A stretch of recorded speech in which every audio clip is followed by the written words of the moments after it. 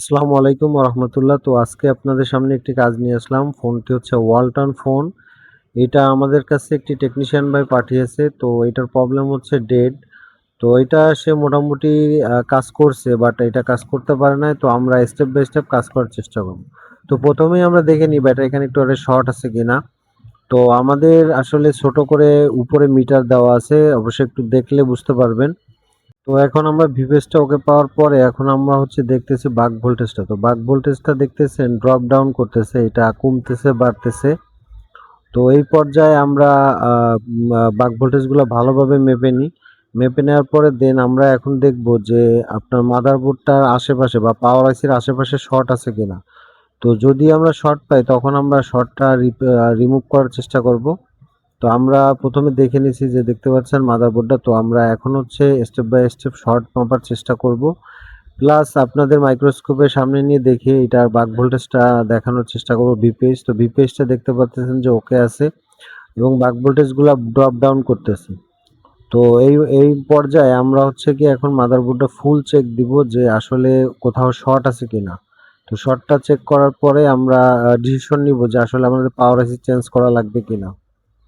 তো এখন আমরা স্টেপ বাই স্টেপ প্রত্যেকটা জায়গায় আমরা শর্ট মাপতেছি যে মাদারবোর্ডের যে পাওয়ার আইসি আছে, পাওয়ার আইসির আশেপাশে যদি এলডিও ভোল্টেজগুলো শর্ট থাকে সেক্ষেত্রেও আমাদের বাক ভোল্টেজ ড্রপ ডাউন করতে পারে।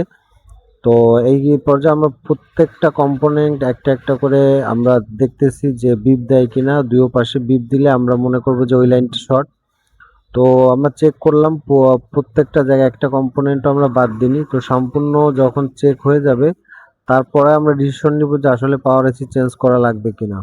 তো আমরা সব জায়গায় চেক দিচ্ছি, দেখতে পাচ্ছেন। তো এখন এমটি এমটি 6357 সিআরবি পাওয়ার আইসি দেখতে পাচ্ছেন।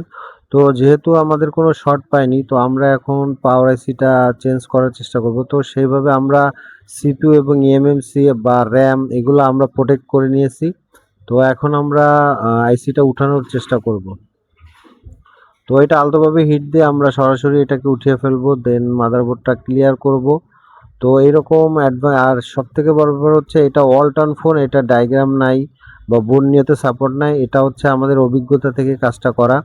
তো এরকম অ্যাডভান্স লেভেল কাজ যারা শিখতে ইচ্ছুক অবশ্যই আমাদের সাথে যোগাযোগ করবেন আর আমাদের স্ক্রিনে দেওয়া নাম্বারে। তো আমরা এখানে বেসিক টু অ্যাডভান্সের কাজ শিখিয়ে থাকি এবং A to Z dead phone repair এবং ইএমএমসি প্রোগ্রামিং, ইউএফএস প্রোগ্রামিংয়ের সকল প্রকার কাজ শিখিয়ে থাকি। যারা শিখতে ইচ্ছুক অবশ্যই আমাদের সাথে যোগাযোগ করবেন।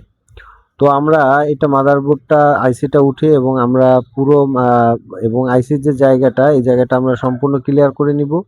ক্লিয়ার করে দেন আমরা নতুন আইসি বসানোর চেষ্টা করব। তো আলহামদুলিল্লাহ আমাদের মাদারবোর্ড ক্লিয়ার হয়ে গেছে। তো আমাদের এটা হচ্ছে নতুন পাওয়ার আইসি। তো পাওয়ার আইসিটা আমরা এখানে লাগানোর চেষ্টা করব। তো এটা লাগানোর আগে অবশ্যই আমাদের চারপাশে যে ম্যাপটা দেওয়া আছে বা গোল্ডেন কালারের, এটা আমরা দেখে লাগাবো। তো এটা আলতোভাবে হিট দেবো একটু উপর থেকে, যেন এটা নড়ে না যায়। অনেক সময় আইসিটা সরে যায় বা দৌড় মারে, এরকম যেন না হয়।